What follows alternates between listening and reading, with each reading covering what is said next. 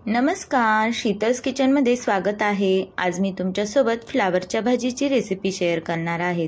अगदी कमी वेळेत टेस्टी अशी भाजी कशी बनवायची ती आज मी तुम्हाला दाखवणार आहे।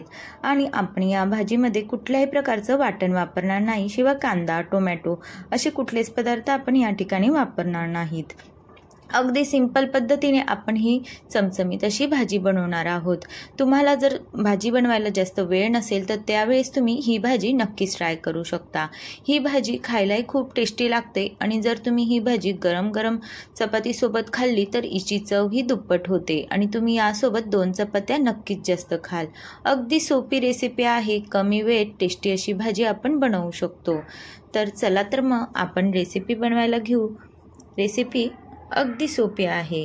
यासाठी आपल्याला फ्लावर घ्यायचे आहे। फ्लावर ही स्वच्छ धुवून घ्यायची आहे, त्यानंतर अशा प्रकारे मोठे मोठे आकारात कट करून घ्यायचे आहे।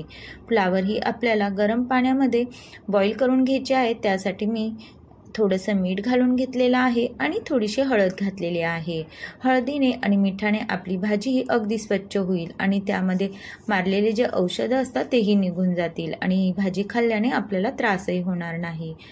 तर अशा प्रकारे आपण 5 मिनिटं गरम पाण्यामध्ये ही फ्लावर बॉईल करून घेऊ आणि आपल्याला नंतर हे पाणी ओतून द्यायचं आहे।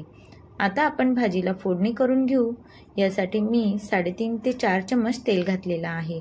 आपल्याला या भाजीसाठी थोडंसं तेल जास्त घालायचं आहे। जिरे, मोहरी, कढीपत्ता आणि ठेचलेला लसूण याची आपण फोडणी करून घेणार आहोत। जिरे मोहरी छान तडतडल्या का आपण लगेचच यामध्ये लसूण घातला आहे।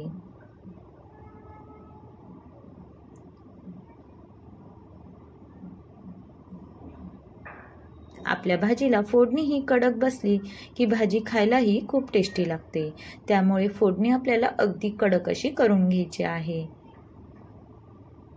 थोडीशी कोथिंबीर घातली आहे। कोथिंबीरीचा स्वादही तेलात मिसळला की आपल्या भाजीची चवही वाढते, त्यामुळे आपण थोडीशी कोथिंबीर तेलामध्ये नक्कीच घालून घेऊ।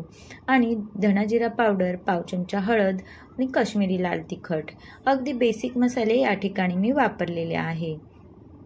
यासाठी आपल्याला दुसरे कुठलेही मसाले वापरायचे नाही। अगदी घरात अवेलेबल साहित्यात तुम्ही चमचमीत अशी फ्लावरची भाजी बनवू शकता। त्यानंतर आपली बॉईल फ्लावर घालून घेतलेली आहे। आपण गरम पाण्यामध्ये ही थोडीशी बॉईल करून घेतली आहे, त्यामुळे ही भाजी शिजायला जास्त टाईम लागत नाही। आपण आता मसाल्यांमध्ये ही भाजी व्यवस्थित अशी मिक्स करून घेऊ। आपली भाजी ही मिक्स करून झाली आहे। आता आपण 2 मिनिटं झाकण ठेवून भाजी ही शिजवून घेऊ। ही भाजी आपल्याला थोडीशी कच्चीच ठेवायची आहे, जास्त मऊ शिजवायची नाही। बघा, अगदी 2 मिनिटात तुमची भाजी ही शिजल्या गेली आहे।